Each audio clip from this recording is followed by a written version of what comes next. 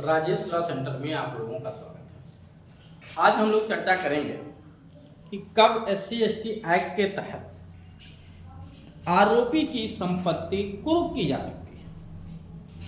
SC/ST act 1989 के तहत अगर किसी व्यक्ति पे मुकदमा चल रहा है तो उसकी प्रॉपर्टी को कब अटैच किया जा सकता है, और अटैच नहीं है, ये जब्त करना है, जब्त की जा सकती है प्रॉपर्टी को। बहुत महत्वपूर्ण प्रोविजन है। जिस तरह से गुंडा एक्ट लगने पे संपत्ति जब्त कर ली जाती है, कुर्क कर ली जाती है, उस तरह का प्रोविजन। आइए देखते हैं SC/ST एक्ट की धारा 7 के तहत जब किसी व्यक्ति को इस अधिनियम के तहत दोषी ठहराया जाता है SC/ST कोर्ट के द्वारा,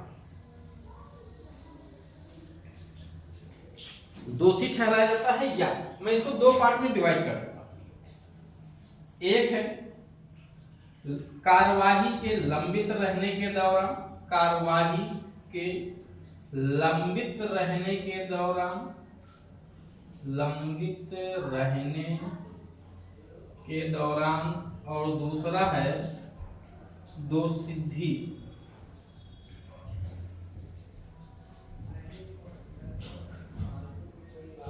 के पश्चात या दोषसिद्धि के समय। ये दो स्टेज हैं, ध्यान दीजिएगा, दो स्टेज हैं। जब ये मुकदमा चल रहा है, SC/ST का मुकदमा चल रहा है, उस दौरान भी अदालत को ये पावर दी गई है कि आरोपी व्यक्ति की संपत्ति को कुर्क करा ली जाए, और जब मुकदमा खत्म हो जाए, आरोपी दोषी पाया जाए, दोष मुक्त किए जाने पर नहीं, दोषी पाए जाने पे उसकी प्रॉपर्टी को सीज करा लिया, उसकी संपूर्ण संपत्ति चल अचल दोनों या उनमें से कोई एक। अदालत को यह पावर दिया गया है कि उसको राज्य के पक्ष में संपहरित करा दे, जब्त करवा दे। अब प्रश्न यह है कि कार्यवाही के दौरान अगर जब्त कराई जाती है, कार्यवाही के दौरान जब्त कराई जाती है, तो क्या वो संपत्ति वापस कर दी जाएगी?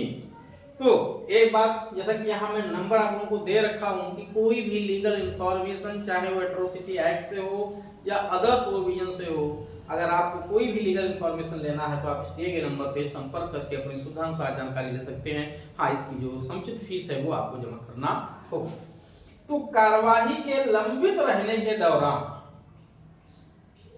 कार्यवाही के लंबित रहने के दौरान अगर संपत्ति कुर्क कराई गई, तो जो उस पे जुर्माना लगाया गया दोषी पाए जाने पे आरोपी पे, मान लो 10,000 जुर्माना लगा, तो संपत्ति के मूल्य में से जो कुर्क की गई है 10,000 काट के शेष वापस कर दिया जाएगा। लेकिन यदि दोषसिद्धि के समय उसकी संपत्ति सरकार के पक्ष में संपहरित करने का आदेश दे दिया गया, यानी जब्त करने का आदेश दे दिया गया, तो उसमें से कुछ वापस नहीं होना है।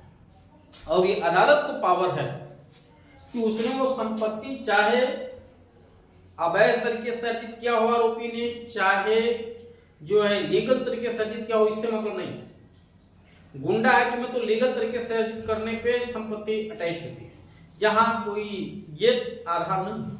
आधार केवल इतना है कि आपने इस अनुसूचित जाति जनजाति के विरुद्ध अपराध किया है, जो एक सामाजिक अपराध है। इस समय तो उम्मीद है कि आप लोगों को बात समझ में आई होगी।